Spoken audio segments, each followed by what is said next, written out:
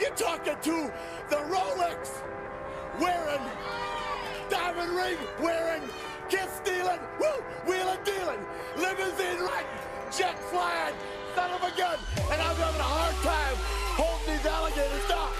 Woo! You are watching the leaders in full immersion gaming, and this is the pregame show only on the NBL Network.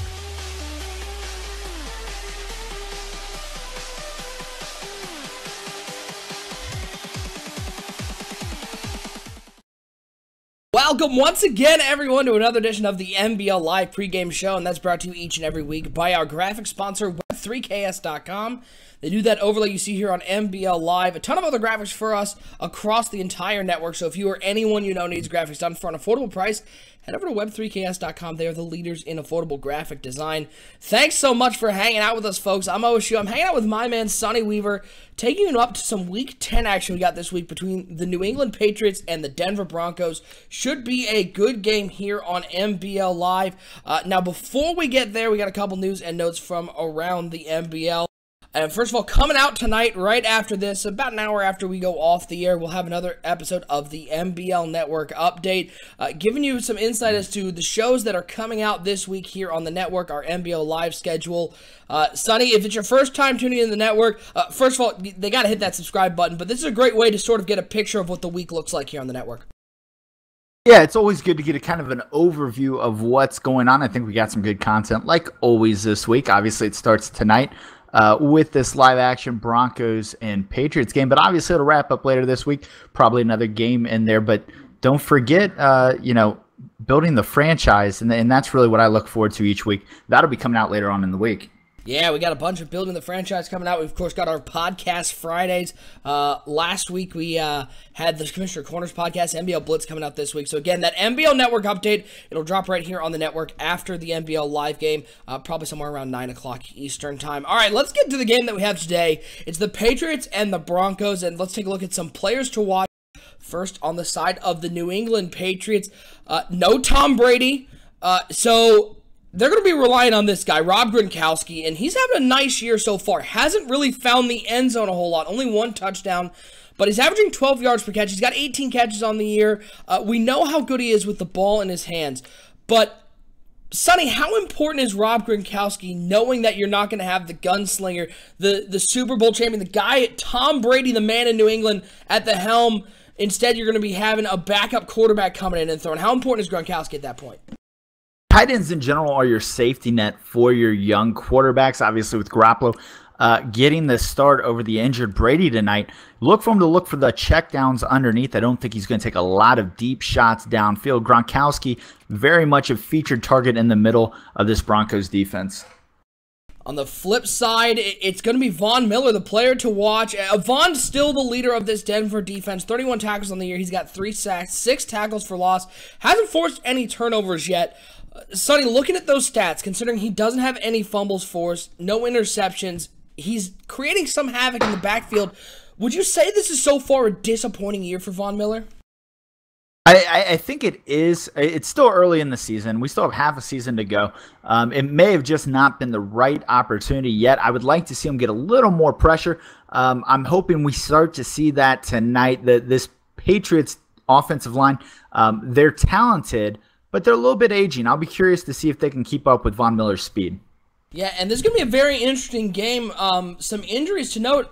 Sonny, this is the first time I think I've seen both starting quarterbacks, both Week 1 starters are out. No Chad Kelly and no Tom Brady. What sort of effect is that going to have on today's game?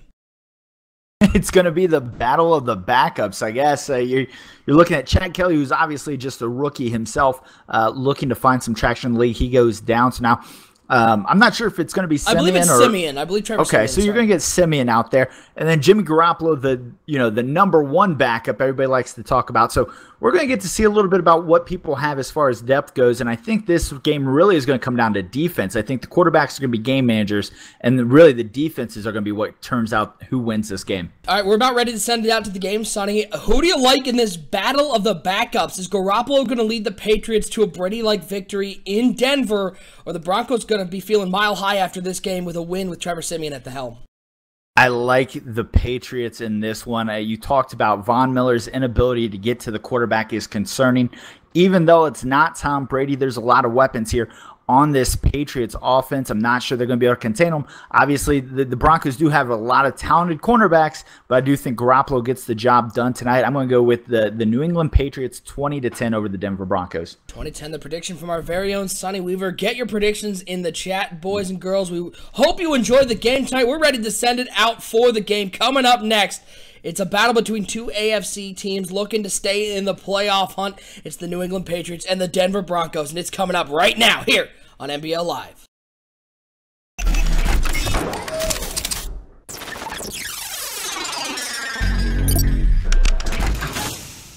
My name is Rex Dixon. Craig Stein. Clint from EA Sports. You're watching NBL. You're watching the NBL Network. And you're watching the MBLN Network. Empty backfield for Atkins. He's going to be dropping back to pass here on 4th down. He's looking deep over the middle. He has a man. It's Brandon Cooks. Who catches it, makes a man miss.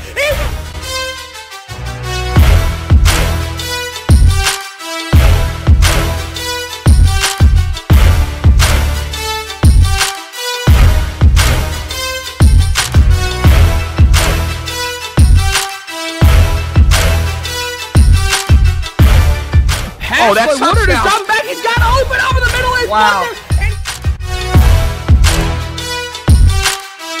That big playmaker ability as he finds him again. Into the end zone. Another touchdown.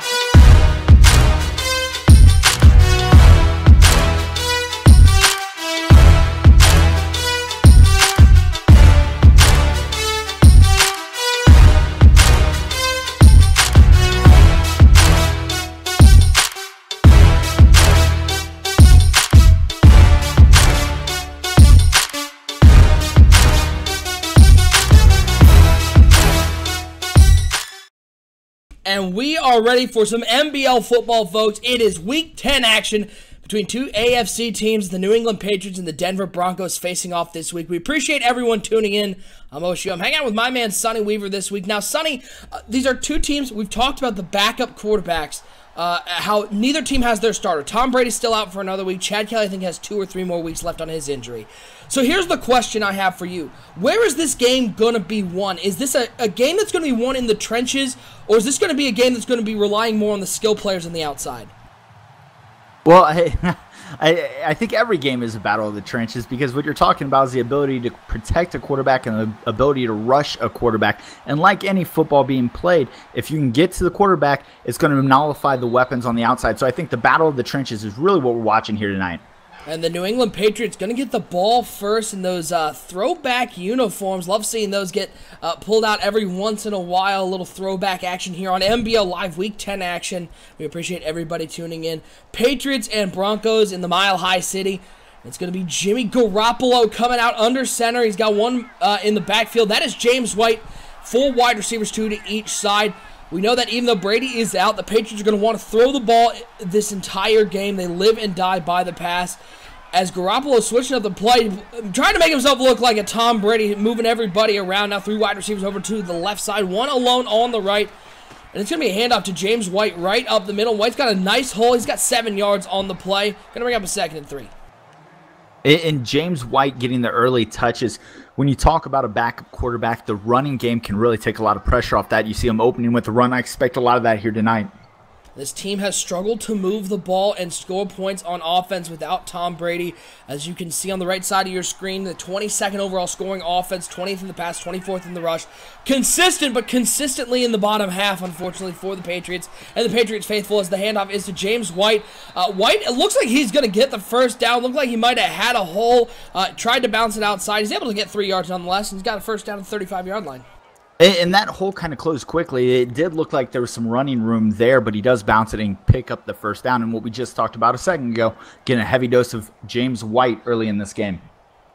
James White early there, want to establish that run game. We know how talented the cornerbacks are in Denver, one of the best secondaries in the NBL, so Garoppolo's going to certainly have to be cautious when passing the ball. First and 10, 3 wide receivers out there for Garoppolo, 2 to the left, 1 to the right. It's a play-action pass, first pass of the day for Jimmy Garoppolo, and Jimmy Garoppolo looks at 3 blue jerseys coming at him, and just who we talked about in the pregame, it is Von Miller coming up with part of that sack, and Sonny, it's our first opportunity to call out a Sonny Weaver splash play. And it's almost like Von Miller heard us talking about him pregame, trying to show up early in this game. And if you remember, I took the Patriots thinking they'd be able to nullify Von Miller early in this game. You're seeing that he's already showing up. That could be bad news here for the Patriots. I also just noticed Von Miller doesn't wear the big horn-rimmed glasses under his helmet. So good for him for getting contacts. I feel like that would be in the way in this game. 2nd and 19 now for the New England Patriots. It's going to be a play-action pass once again. Garoppolo dropping back, looking deep over the left side, and that pass nowhere near Julian Edelman, who had some space working on the left side of that little comeback route. But when your quarterback's not accurate, it doesn't matter how good a route you run. It's an incomplete pass, going to bring up a 3rd and long. And that's where he's not Tom Brady. Tom Brady hits that throw, no problem. You know, Garoppolo, I'm not sure he had his feet set for that throw. He needs to calm down. It's early in the game. I know you're at Mile High, but you got to get that ball in the vicinity of your wide receiver. Sonny Weaver with the best analysis you will ever hear. Jimmy Garoppolo is not Tom Brady. It's been confirmed here, folks. 3rd and 19 for Garoppolo and the Patriots. Dropping back to pass. He's going to try to dump this off underneath, and it was almost picked off. That's a 1-yard completion. Not quite what they needed. They're going to be forced to punt the ball. The Denver defense standing strong early. And that may be the most risky 1-yard completion you'll ever see thrown. I'm not sure that one should have even been let go. Garoppolo could have taken off, probably picked up better there. The punt is away into the thin air here in Denver. It's taken around the 17-yard line, up past the 25. Trying to get to the 30. He's going to get there to the 33-yard line. It's our first opportunity to see this Denver offense. Now, Sonny, there have been a lot of critics of Denver starting Chad Kelly at quarterback instead of one of the other quarterbacks they have on the roster, including Trevor Siemian. Looking at where they are right now, 500 team, is it proving that it was a good choice? Well, I don't know if that ever dictates if it's a good or bad choice. I think you got to look at the play of the quarterback himself. Obviously, this is a good defense, so there's a lot to be determined there. But I think it was a good enough choice for what's happening right now. C.J. Anderson able to get 4 yards on first down. And you look at the stats, it almost looked like it's supposed to be flipped. The Patriots with the steady Tom Brady, their 20th passing offense in the NBL, and the young Chad Kelly getting the start for the Denver Broncos. They've got themselves in the top 10 in passing, but neither of those guys are playing today. It's Trevor Siemian at the helm now for the Denver Broncos. He's got 2 tight ends, 2 wide receivers, and C.J. Anderson in the backfield. 2nd and 6, going to be handoff to Anderson once again. And great early penetration by the New England Patriots. They're able to get in the backfield, bring down Anderson for a 2-yard loss. Going to bring up a 3rd and 8. And that early penetration by the New England line, you're trying to help your young quarterback out. You're trying to establish a running game, and it's just not working right now for Denver. They can't give up on it, although it's not worked to this point. You got to stay with it throughout this game. And now we got a 3rd and 8 for the Denver Broncos, looking to get some early momentum and get some points on the board here at home. You know how tough the New England Patriots are. They're going to want to get some early momentum and get some points on the board, as it's going to be Siemian throwing it, and he completes it underneath, but I don't know if he has the first down. Doesn't look like he's going to be a yard short. It's going to bring about 4th and 1. Siemian completes the pass, but that route has got to be closer to the first down marker. And when you look at it, Brown was tackled. He rolled across the defender. It looked like he had a shot, but Brown puts his forearm down on the ground rather than his hand. Forearm does cause you to be down, so had he just posted his hand and rolled forward, he would have probably gotten that first down. And a lot of room over the left side for the Patriots. Special teams coming into play. He's past midfield. He's going to be down to the 38-yard line. I'm pretty sure that ends up being a net 0 punt. Lewis with the return. Sonny, we don't get to talk about special teams too often, but right here, came up big for the New England Patriots. Yeah, and sometimes if you're Denver, from that side, it's the not-so-special teams. You get a good punt off. Instead, New England returns that back, and now they're in great field position. Again, a young quarterback on the road. You help them out with special teams. A handoff to James White on first down. It is going to go for a loss of 1, and White is down on the play, the starting running back for the New England Patriots. That could be a big loss early in this game. Yeah, that could be a huge loss. They've obviously featured White early on in this game. He's down. Garoppolo here on the road. You got to figure something out. Now, they do have a deep stable of running backs, so I'm not too worried right now, but we'll see who they go with next. I formation for the New England Patriots. 2 wide receivers over to the left side. It's going to be Garoppolo dropping back to pass. He's going to toss this out into the flat, looking for Lewis, who had that big punt return. Lewis able to come down with that one. Garoppolo, a nice little pass over to the right side, gets it down to a 3rd and 4. And Garoppolo really put that one a little high. Lewis had to slow down and go up in the air to get that. If he leads Lewis a little bit more there, I think he picks up the 1st down. Garoppolo's got to settle down, make it so he can catch that in stride.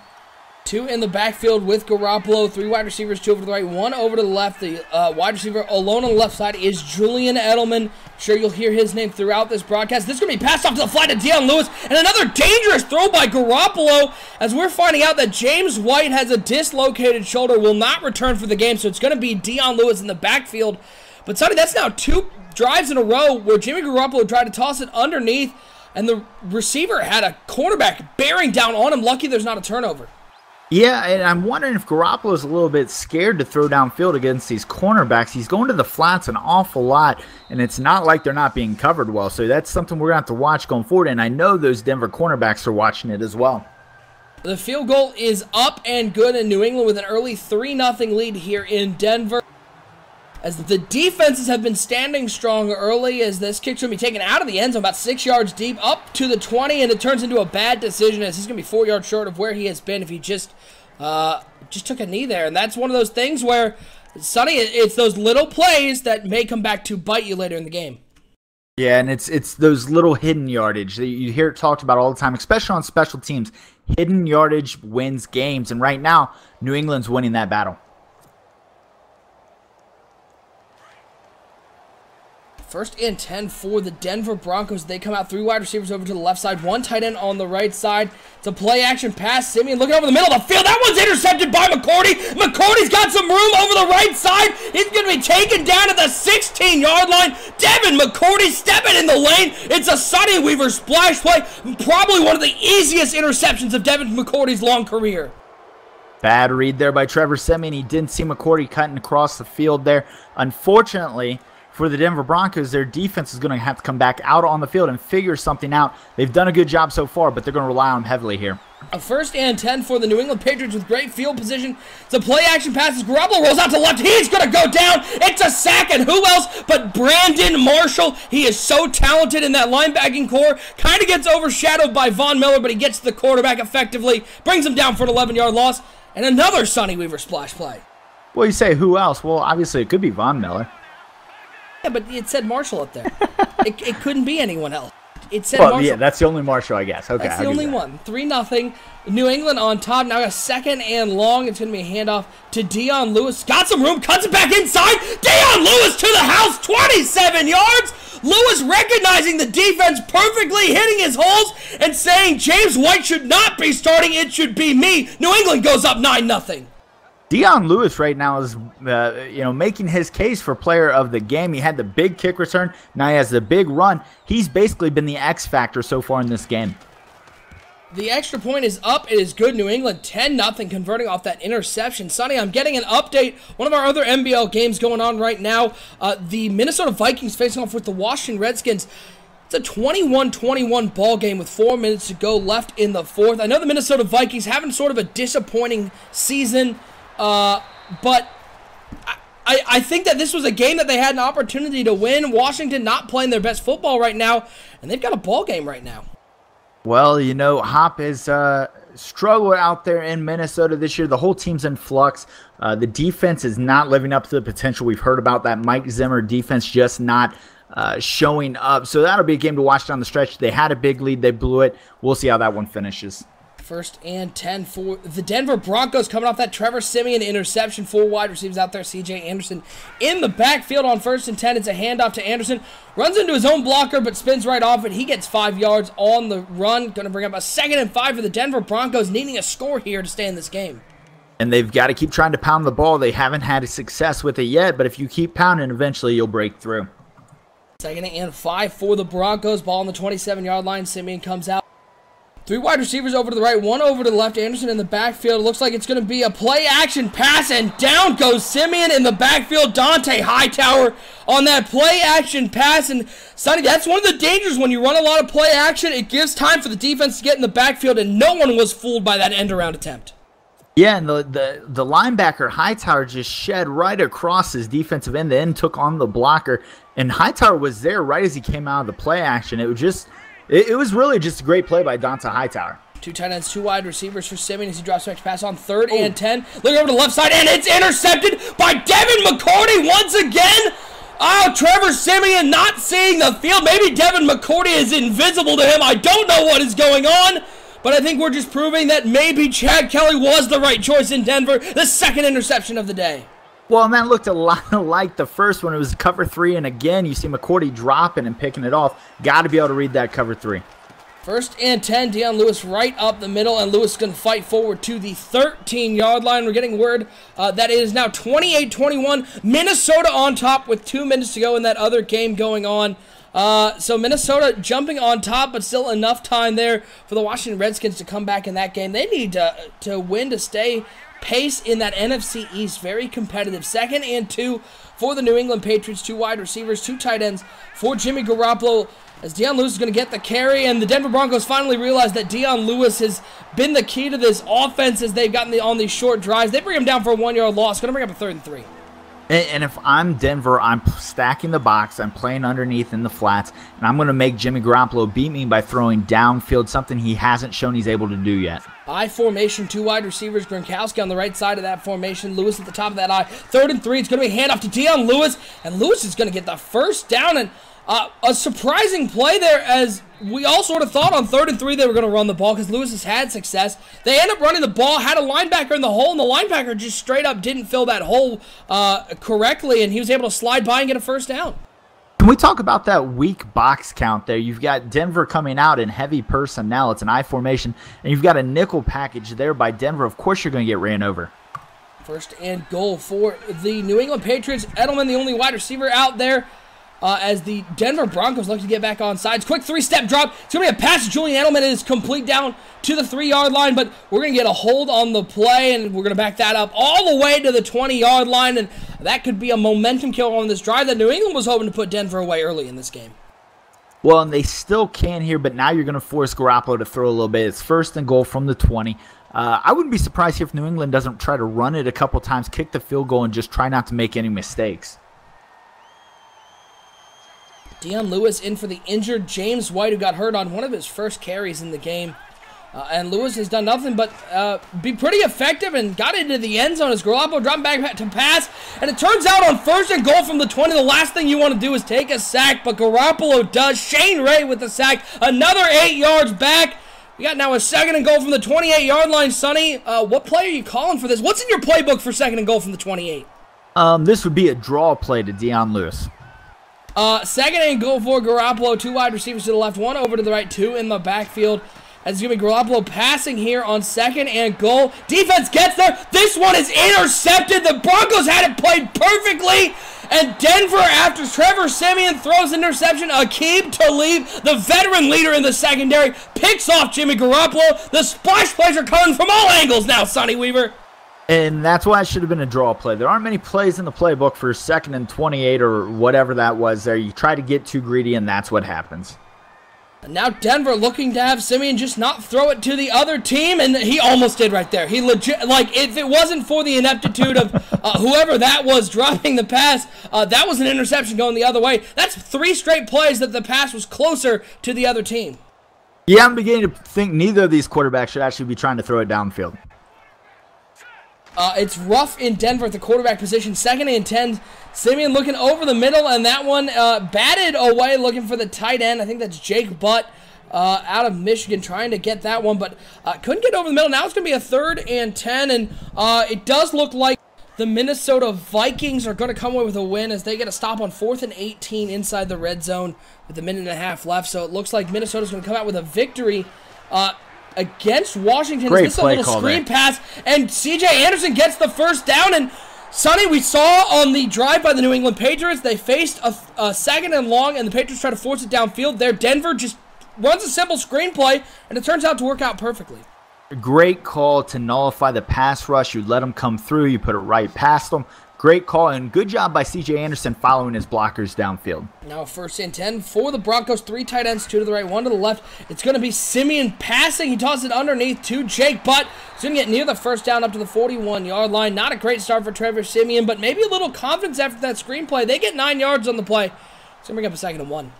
And poor tackling there by Gilmore. Gilmore had the angle, probably stops him about 3 yards short of the first down. He misses the tackle. McCourty has to come down, make the tackle, setting up a 2nd and 1 here. Now, that's not classic New England Patriots defense. They've got to do a better job tackling if they want to try to win this game. This Patriots defense, they do give up points. They're middle of the pack, 14th in scoring defense, but they're the number 6 passing defense, the number 7 rushing defense in the NBL, so they don't give up a ton of yards. So Denver comes out in this monster formation.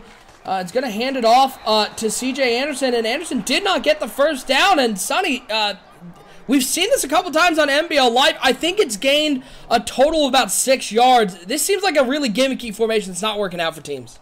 Well, I don't know about it only gaining like 6 yards, but one thing you have to do is you have to check the box count. If the box count's not there, you have to call timeout, get out of the play. 3rd and inches now for the Denver Broncos as they come out 3 wide receivers, 2 over to the left, 1 to the right. Anderson in the backfield. It's going to be Simeon. Quick drop, looking on the quick slant, and can't complete it on 3rd and inches, and they're going to be forced to punt the ball. Did the Denver Broncos just outthink themselves on a 2nd and 1 and a 3rd and inches? Well, you've got C.J. Anderson back there. If you're a starting running back in this league, you have to be able to pick up 1 yard in 2 plays. And at this point, you've got a guy that you didn't trust enough to pick up inches. I'm not sure you can trust him to be your back if you can't trust him to pick up that play. Yeah, but let's go back to the 2nd and 1. They come out in this monster formation, only 3 down linemen. Why not line up in an I formation, put 3 tight ends? We know how good the Denver tight ends are, especially in the blocking. Why not line up and try to hit him in the mouth with C.J. Anderson, something that's worked early in the game? Well, I don't mind showing it, but the thing is you have to recognize it wasn't there. The count was off. You got to check out of it. It's one thing to show it. It's another one to commit and actually run the play. So Denver had an opportunity off a turnover to get some points and cut into this deficit. Instead, they can't convert on 2 downs from 1 yard out, and New England's going to get the ball back after that run, losing a yard on the play from Dion Lewis. Going to bring up a 2nd and 11 for the New England Patriots. 3:30 to go here in the first half. We appreciate everybody tuning into NBL Live, broadcast number 126. I'm OSU. I'm hanging out with my man, Sonny Weaver. Again, folks, hit that subscribe button down below so you know each and every time that we are live here on the network. We have tons of great live content coming out, not only NBL Live games, but our live podcasts. We put a ton of shows here on the network, so hit that subscribe button so you know when a video is up. 2nd and 11. It's going to be a handoff to Dion Lewis once again, who made one man miss. Couldn't make the second half miss, though. Coming down to the 17-yard line, and Lewis is down. Who's left on the New England Patriots at running back? Looks like it's going to be Mike Gillislee time here in Denver, folks. New England running out of running backs to run out on the field, and I guess that's the end of Dion Lewis's run at NBL Live Player of the Game. Yeah, Gillislee into the game at halfback. 3rd and 5 now. A big moment here is Denver backing off. Now showing press. They're just dancing in the secondaries. Garoppolo dropping back to pass. And Garoppolo breaks a tackle. He's going to toss this underneath to Mitchell. He does not have the first down, though. He's going to go down about 6 inches short. So New England's going to be forced to punt, and that entire play was just a microcosm of what's happened in this game. A whole lot of mistakes from both sides. Well, I mean, at least Garoppolo didn't take the sack there. That's a positive. Really looking at that silver lining there as New England's punting it away. Big punt all the way back to the 18-yard line. He's past the 20, makes a man miss. He's going to get up to the 30, makes another miss. He's going to get up to the 45-yard line, shaking his bacon his way up the field as Dion Lewis, they took him back for x-rays in his broken rib, so they're down to their 3rd running back of the day in New England. I know they're up 10-0 now, Sonny, but does this maybe shift advantage Denver now that possibly New England is going to be forced to rely on Jimmy Garoppolo? Well, it's going to make running a lot more difficult, and so when you're trying to milk a lead with a bad quarterback, that's an issue.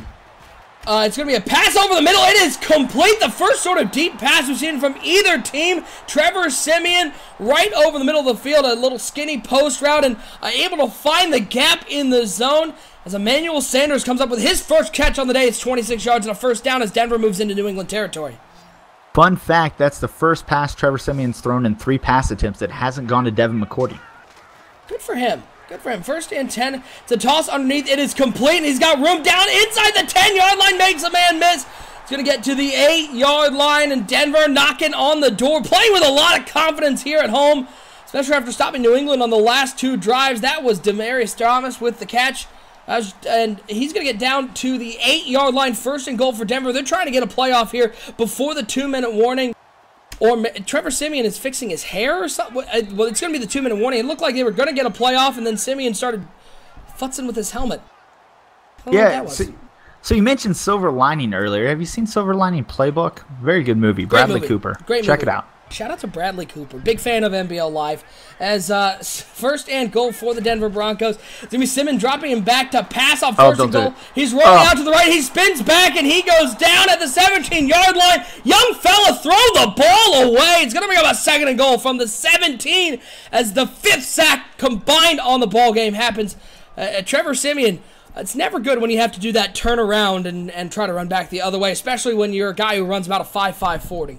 He rolled out of his pocket. The pocket was there for him to step up into it. He rolls right out of the pocket. It collapses around him. He tries to run back into it. Not a good play. Second and goal for the Broncos. Siemian in the pocket, looking to pass. That one's not even close. Flag down.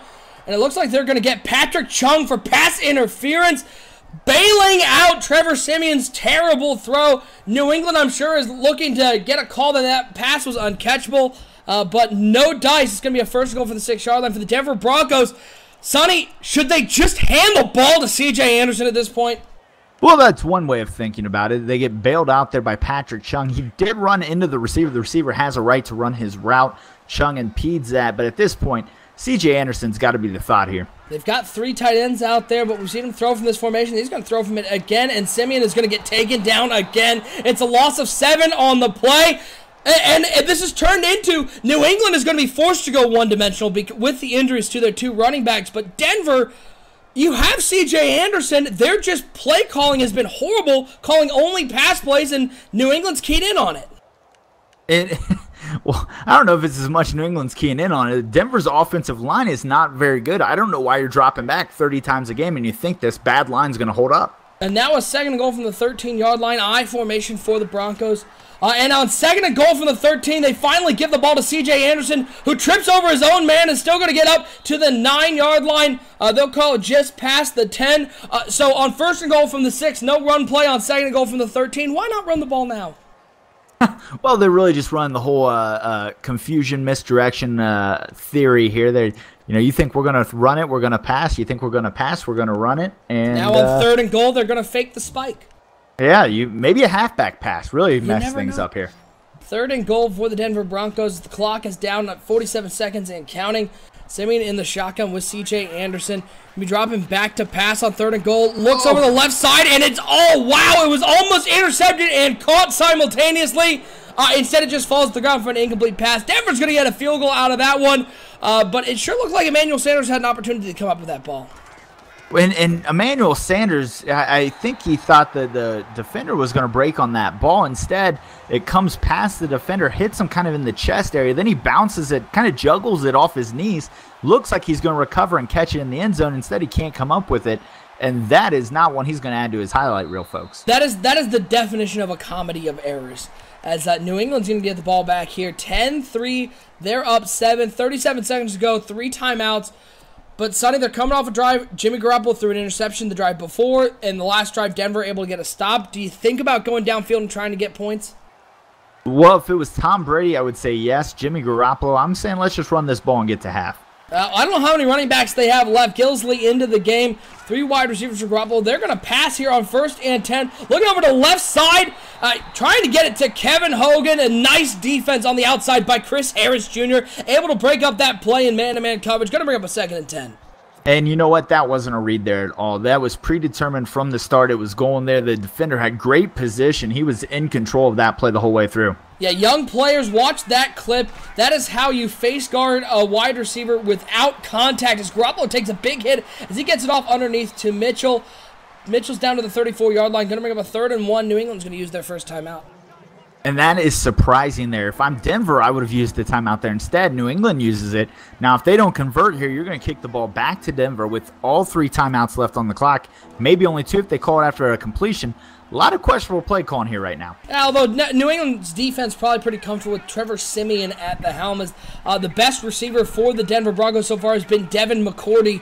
3rd and 1 for the New England Patriots. 3 wide receivers out there for Garoppolo. Mitchell coming in motion. Garoppolo dropping back to pass on 3rd and 1. Looking over to the left side, trying to find Hogan.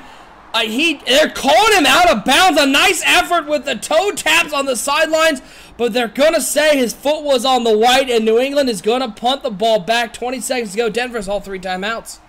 Now a big return here coming up for Denver if they can get them in field position. Couple completions and a field goal right here. 15 seconds and counting as it's going to be taken back around the 11-yard line. And great job by the New England special teams, able to bring him down to the 26-yard line.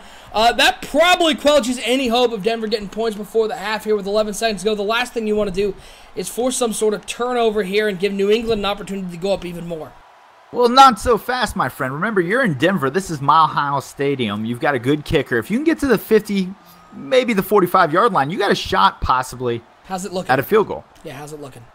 And not looking so good, but you know what? Fake kneel! That's why Denver's a 500 team. They're just going to take a knee and go into halftime. Down 10-3.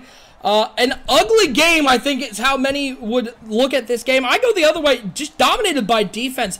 Both defensive lines playing strong. 6 total sacks in this game. We might actually be up to 7. Denver getting the ball back to start the second half.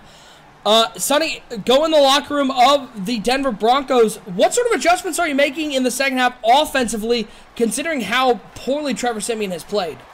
Well, offensively, I'm going to try to return the kick for a good return. Check. They did that. Good job. Good job. Next, what I'm going to do is I'm going to get C.J. Anderson involved, and I'm going to get him involved early on, not throw it twice first. And really what it comes down to, I'm trying to get my playmakers the ball. Demaryius Thomas, try to get him one-on-one. If you get him one-on-one, take a shot downfield. Right? If you get single coverage, give your guy a shot. Don't work underneath. Give him a shot downfield. 1st and 10 for Siemian, and the Denver Broncos is on first down. They're going to pass it, looking to set up a little fullback screen, and that one is completely swallowed up for a 2-yard loss. Going to bring up a 2nd and 12. And so that's not taking a shot downfield. No, not as such. and nor is it giving C.J. Anderson a touch early. No, it's not. So really, they heard you say that and go, tough nuggets, princess. False, yes. No, but what you have to understand is the game's been all about people throwing underneath or inside. No one has thrown deep outside down the field. First person to do that is going to reap a lot of rewards. Bunch formation to the right. It's going to be a toss to C.J. Anderson, and the blocking just was not set up there for Anderson to have any sort of success. It's going to be another loss of 4. Going to bring up a 3rd and 16.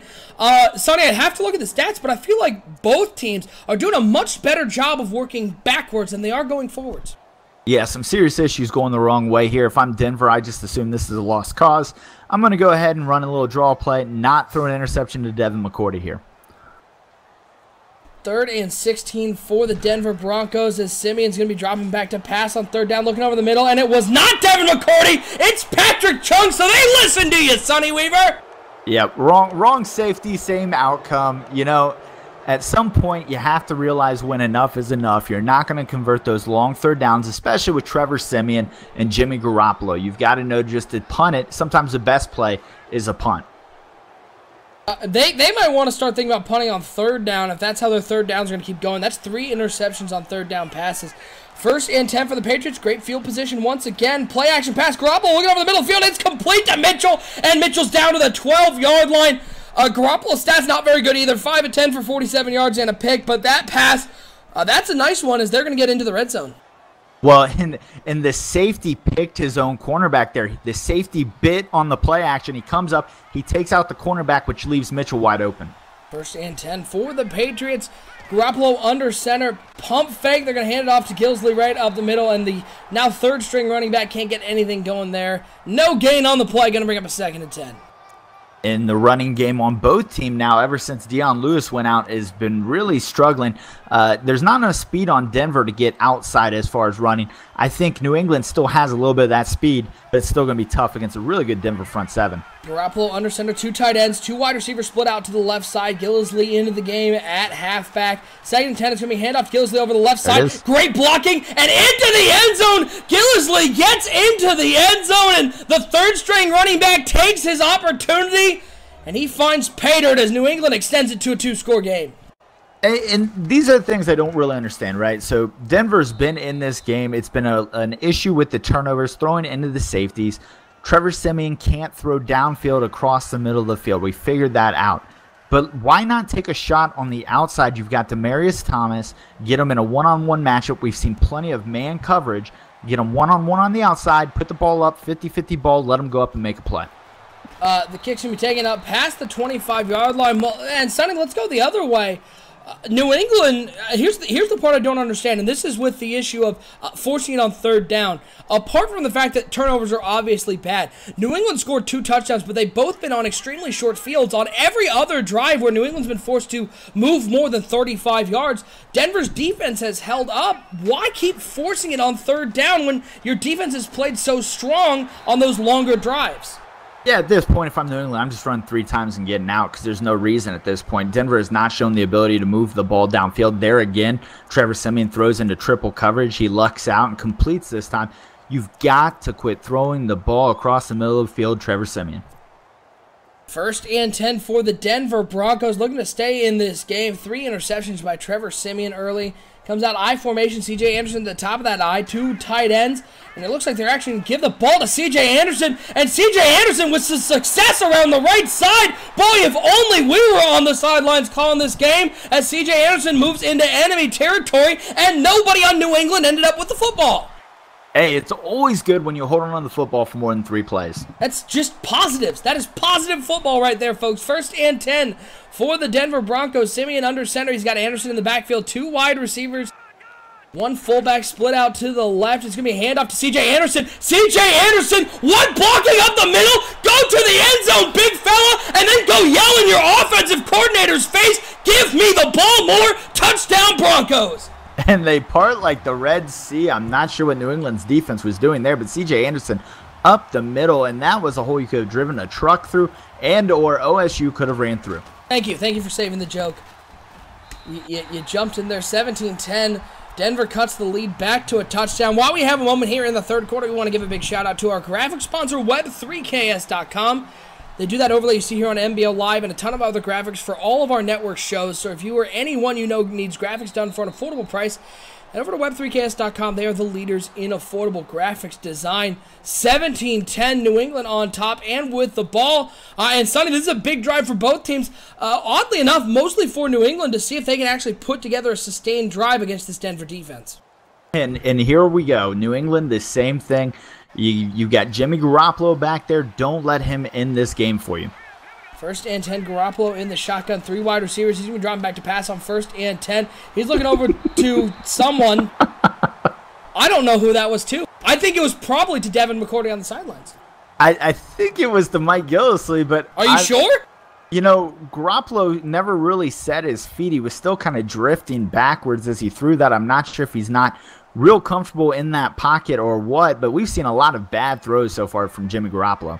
Yeah, it has not been pretty for either quarterback. 2nd and 10 for the New England Patriots. Garoppolo in the shotgun with Gillislee. 3 wide receivers out there. Draw play for Gillislee, and that one well read by the Denver Broncos. They bring him down for maybe 2 yards.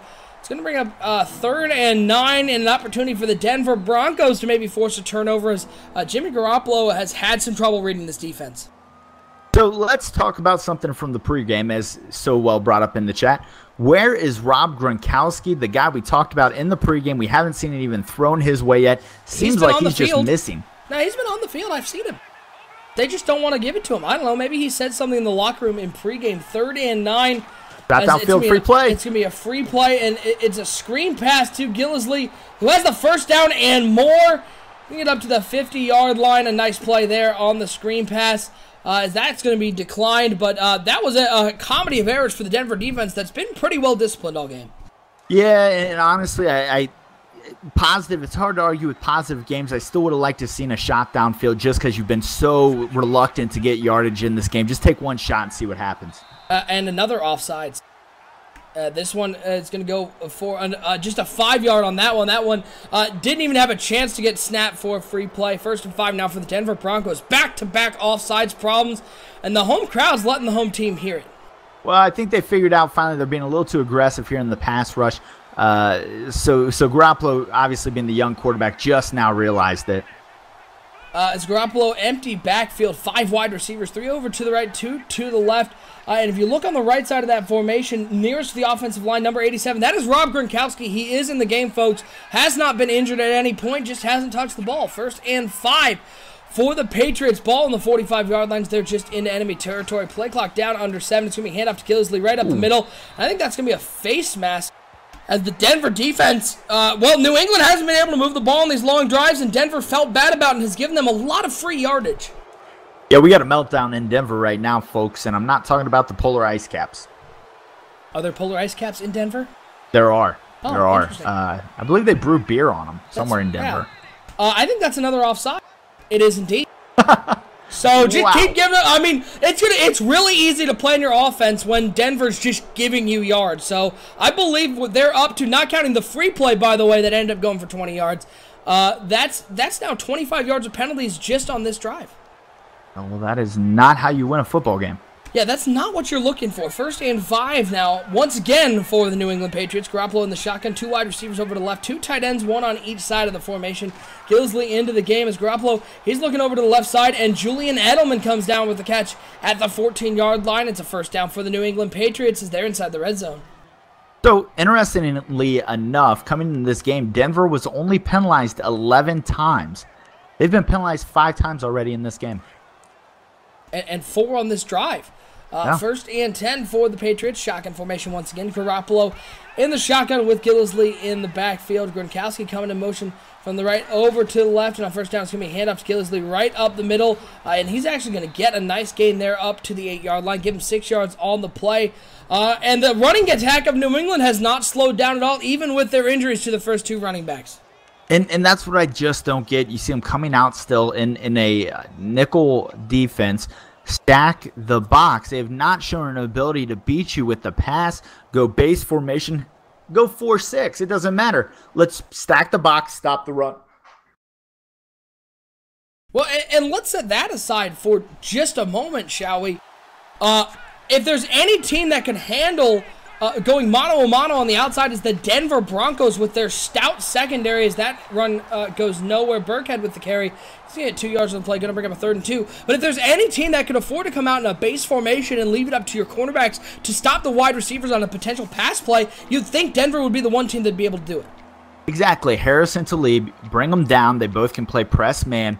Let's put 6, 7, 8 guys in that box. Press the outside receivers. Make them beat you on the outside. Put faith in the big money cornerbacks you have out there and let them help win this game. Maybe you get a pick 6 off of it. Yeah, now we have a 3rd and 2 and a huge play here as New England looking to go up by multiple scores. Will it be a touchdown? Will it be a field goal? I formation for Garoppolo and the New England Patriots. Weak box. It is a weak box once again, and Gillisley into the game. It's going to be that's Devlin with the carry, and he cuts it back upfield. They're on to what appears to be their 5th different running back. That goes nowhere, and it's going to bring up a 4th and 2, and Denver going, ha-ha, Sonny, we played with a weak box there, and it worked out for us. Well, when you run the fullback there, that's interesting. So the fullback was in at the halfback position, and they really don't have a whole lot of players anymore. They are running out of people, apparently. I looked at the depth chart. I'm pretty sure you're on the depth chart at 6th running back. So if somebody gets injured, better go stretch. Yeah, you better limber up at this point. 20-10 New England on top. I don't need to hear you stretching. Come on, man. Oh, these old bones, I'll tell you. I'm just going to have to mute him. 1st and 10 now for the Denver Broncos, needing another drive like the last one. And they found success with somebody who's been mentioned by 2 very qualified commentators by handing the ball to C.J. Anderson. It worked out for them on the last drive. Let's see if they continue to do that. As man coverage on the outside. Demaryius Thomas, man coverage, take advantage of it. It's a screen to the outside, and they're going to get 2 yards out of that. Is that what you were hoping for on a take advantage of the man coverage, a 2-yard screen pass? No, but it turns out it wasn't. It was zone. I still like that outside route there, though, to Demaryius Thomas. I think at some point in this game, Demaryius Thomas is going to have to make a play. He's the best player on this side of the ball. You're going to have to let the man make a play. Sonny Weaver showing off his defense identifying skills as Trevor Siemian had Emmanuel Sanders wide open down the sidelines. They brought a man on a blitz right up the middle, and Siemian decided that it was better just to take the sack instead of the touchdown. It's going to bring up a 3rd and long. Great choices in life, right? Life is made up of all the choices we make, and you get based on the choices you make. And right there, Trevor Siemian says, you know what? I'm going to pass on this touchdown. He's actually not going to pass on the touchdown. He's actually going to do the opposite. There it is, 3rd and 17 now. And you got to think Denver's going to try to force it here and get something going as they need points, 4:48 and counting to go in the 4th quarter. Siemian in the shotgun with 3 wide receivers. It's a play-action pass. The blitz is coming. He has a man wide open over the middle, though. And Trevor Siemian doing his best to throw it to his own player on that drive as there just weren't that many people back in coverage. New England brought a huge blitz on the play. It left the middle of the field wide open, and Siemian took advantage. It's a 1st down for the Broncos. Well, let's talk about Carlos Henderson not wanting to go down there. It took about 3 or 4 different defenders attempting to tackle him for him to go down. Good effort there by the young receiver. 1st and 10 for the Broncos. 3 wide receivers, 2 over to the right, 1 to the left. Siemian in the shotgun with C.J. Anderson. He drops back to pass on 1st and 10. Going to toss this underneath. It is complete. It's a 1st down and more. He's going to get up to the 28-yard line, 16 yards on that play. Trevor Siemian doing it with the arm on this drive. They have yet to give it to C.J. Anderson, though, on this drive as Henderson comes up with his 4th catch. He's been the go-to guy for the Broncos. And I'm still putting out an APB for Demaryius Thomas. Have not seen him yet in this game. He and Rob Gronkowski, man, they must be lost in the locker room or something as it's Siemian in the pocket. He's got all the time in the world, throws it right over the middle to Dante Hightower. He was the only person who was open there in the middle of the field. And New England gets yet another interception, the 4th one on the day. Oh, wow. Demaryius Thomas on the right-hand side, cover 2. He beats the press off the line. The big gap between the safety and the corner. Wide open. Demaryius Thomas probably running into the end zone right now. Instead, holding the ball. Trevor Siemian so reliant on throwing across the middle of the field, yet so bad at it. 1st and 10 for the Patriots, who are just going to try to run this one out as much as possible. Gillisley taken out of the 19-yard line.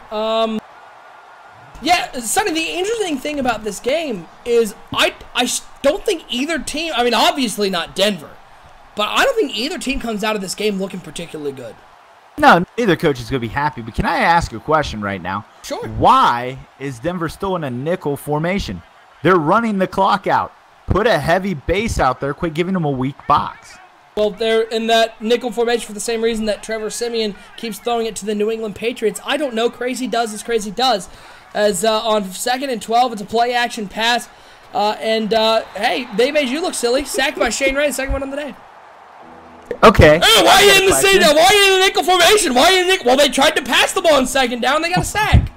Why, if you're New England and you've had no issue stopping them, are you trying to get sacked when you know a sack fumble is about the only thing at this point that can cost you the game? These are one of those games that just show me I truly know nothing about this game we call football. It's 3rd and 22. We hand off Gillisley right at the middle.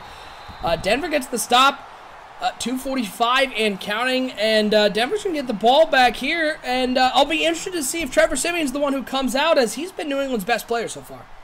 Well, and that may have been New England's best play of the game, is just knowing not to try to throw the ball downfield on 3rd and 20. The punt is away. Another boomer into the thin air here in Denver. It's taken around the 30-yard line, up to the 35, past the 40. Tried to make about 4 men miss with that juke move, but eventually one of them hit him. He goes down to the 42-yard line. 2:26 to go. Plenty of time on the clock, especially if Denver can score quickly. The question's going to be if Trevor Siemian can keep it in the hands of his own receivers. You know, at this point, I'm kind of doubting that's possible. 2010 New England on top again, folks. Stick with us to the end of the game. We'll have our selection for the NBL Live Player of the Game here for broadcast number 126. We'll also throw up that NBL Live schedule so you can see what's coming up. Hit that subscribe button, though, so when you know each and every time that we are live here on the network, whether it's an NBL Live game, whether it's one of our shows across the network that we put up each and every week, you can check out that network update coming up after the game. About an hour afterwards, we'll have that up, and you can check out the shows that are coming up. It's going to be a halfback screen over the left side, and when you get the ball in C.J. Anderson's hands, good things happen. He gets up to the 44-yard line in a 1st down. And yet they still struggle to throw the ball downfield. You're losing by 2 scores. And look how much time they're using. Right. You've got to score, and you've got to score quickly. At some point, you got to throw to Demaryius Thomas. If you're not going to throw to him, you might as well cut him because he's got that big money contract. At some point, you got to look at that value. If you're not going to give him the ball, why you got him on the team? Well, and Sonny, let's look at that play one more time. Completed it to C.J. Anderson with 2:16 to go. Anderson doesn't go out of bounds, and they use that entire 16 seconds to call a play, which then they didn't get off before the 2-minute warning. Denver, discipline-wise, both on the field and off the field in terms of coaching, has been really poor this game. As Denver comes out in the shotgun, 4 wide receivers. We're going to get to watch this Trevor Siemian action once again as he steps up, rolls out to the left side, and tosses it underneath. It is complete over to the left side to Emmanuel Get Sanders. out. Wow. He got out of bounds? No, he didn't get out of bounds. There was a timeout. New England's got a player down on the field. But no, Sanders didn't get out of bounds there. Huh. I just continue baffling. I don't really understand if these guys in Denver have even watched a football game before, as mistakes all over the place. 2nd and 1. Trevor Siemian dropping back to pass on 2nd down, and he's going to throw this all the way across the field to C.J. Anderson, who doesn't get out of bounds, goes down to the 28-yard line. The interesting part of that one is it looked like Trevor Siemian didn't really throw that ball that hard. He just sort of flipped it all the way across the field. Well, the best part is C.J. Anderson actually diverts. His momentum should have taken him out of bounds, but he posts off his outside foot and drives himself back inbounds, almost as if they don't want the clock to run out. Well, look, the overtime is coming. You don't have to be tied to go to the overtime. Donovan McNabb told me that. As Trevor Siemian's in the shotgun with 4 wide receivers, the blitz is coming. He steps up in the pocket, looks over the middle field, has a man wide open, and he's going to get in the end zone. It's a touchdown. The genius is being proved by the Denver Broncos. They used up so much clock, so New England wouldn't have enough time to, I don't know. I can't understand why they didn't get out of bounds at any point, as they only have 1:27 left, but they keep all 3 timeouts, and they cut it to a three-point lead. I'm just here in Denver watching Trevor Siemian. He is having the time of his life right now. So here's the question. They're going to be kicking it off to New England. New England's going to run the ball 3 times. As they decide to squib it. Why? No, like, legitimately, why? Like, if you're going to go for the onside kick, go for the onside kick. If you're going to kick it deep, make sure you kick it deep so that they don't. I mean, they're just going to punt the ball here if they get 3 stops, and they're going to have to go 90 yards. Why, Sonny? Explanation, please. They're confusing them into a state of confusion here. I don't know what's happening anymore. As Hoyman coming in motion, it's going to be a handoff up the middle to Gillisley, who's going to get a couple of yards there to the 44-yard line. And Denver letting clock run. Can we still talk about this weak box? We got the timeout. Can we talk about this weak box again? You're still in nickel. When the guy's got a 3-point lead with 25 or whatever. You know they're running it 3 times. You got to be careful that they don't pass it over top. Is 2nd and 8 now for the New England Patriots. Denver let another 8 seconds run off the clock before they call a timeout. Almost got caught offsides again. It's a handoff to Gillisley over the right side. He's going to get taken down to the 43-yard line. And they use the timeout immediately this time. 1:13 to go. Denver 1 timeout left, needing to stop on 3rd and 9. Well, this is almost like Denver is going to win this game somehow in spite of themselves. Yeah. It's really a weird phenomenon. I felt more sane after the 12-hour stream. I'm not going to lie. We'll see here. 3rd and 9 for Garoppolo and the Patriots. 3 wide receivers out there, 2 over to the left, 1 to the right. Gillisley in the backfield, 1:13 to go. Clock stopped. Gillisley goes in motion. Looks like they set up a little bubble screen. It is blocked perfectly on the outside, and Gillisley has the first down, and that's going to end the game. Assuming nothing stupid happens, New England is going to have a quarterback that passed for 91 yards. They're going to lose their top 2 running backs to injury in this game, and they're going to come out with a win. That's football, folks. If you knew how this game was played, these 2 teams just proved you wrong. And it's crazy to think that Denver is sitting at, they're going to drop just below 500, but New England playing like this is now 6-3.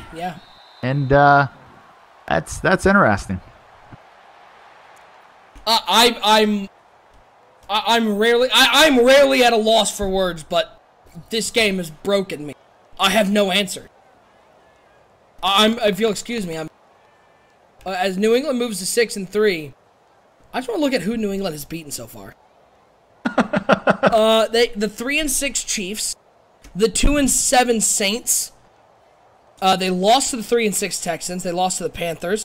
They beat the 3-7 Buccaneers. They beat the 4-6 Jets, and they're going to come away with a win here. And they beat the 4-4 Falcons. They have not beat a team who's above 500 yet. One team who's at 500. You sit on a throne of lies. Well, folks, that's going to do it for that game. Whatever that was, New England both probably and improbably comes away with a victory 20-17 in Denver. And now it's time to pick our Madden Bomber League player of the game for broadcast number 126. Sonny, I know this one is super easy because everybody played so well. I guess I got to think it's Devin McCourty for the 2 interceptions in the game. I know Trevor Siemian was handing out interceptions like candy, but he came up with 2 of them, and he put New England on top for good as the New England Patriots never gave up the lead. Well, if I can't say Trevor Siemian, I guess Devin McCourty. It's not maybe Trevor Siemian. The Broncos coaching staff? No, you can't do that either. Yeah, we'll go with Devin McCourty. Devin McCourty, your player of the game for broadcast number 126. You can check out the archives of all our player of the game selections on our website. It's at 365.maddenbomberleague.com, and under the Join tab, you can apply for the NBL if you're interested in joining the ranks of the Madden Bomber League. All right, let's throw up that NBL live schedule here. In Week 11, an interesting game between one of the, I think would say, one of the surprise teams, the New York Giants facing off against the Washington Redskins. The Giants having a magnificent season. Owner Banana's doing a great job over there. That's going to be coming up on Wednesday night, and that one is going to be a special time. It's going to be 8 o'clock Eastern time, not our usual 7 o'clock. So, Sonny, your thoughts on that game between the Giants and the Redskins? Redskins coming off a loss, probably playing a little angry, losing to the Minnesota Vikings. Give me the Washington Redskins in that game. And here's why I'll tell you. Odell Beckham Jr. right now, look at the distribution of the ball. You shut down Odell Beckham Jr., you win the game. Put Josh Norman on Odell Beckham Jr., call it a wrap. The Giants won't know what to do. If they can't force it to Odell, they will lose that game. I'll call the upset right now, Washington Redskins over the New York Giants. Upset call from Sonny Weaver. And again, folks, you can check out our network update that'll be coming out in about an hour. That'll have all the times of the NBL Live games, plus the other shows that are coming out on the network. But that one's going to be Wednesday night, 8 o'clock Eastern time right here on the network. So hit that subscribe button so you're notified when we go live. But that's going to do it. I'm going to go check myself into some sort of psychiatric facility after that game. For my co-host, Sonny Weaver, I'm OSU. Your final score, once again, the New England Patriots come out on top 20-17. We'll see you Wednesday night at 8 o'clock Eastern time right here on NBL Live.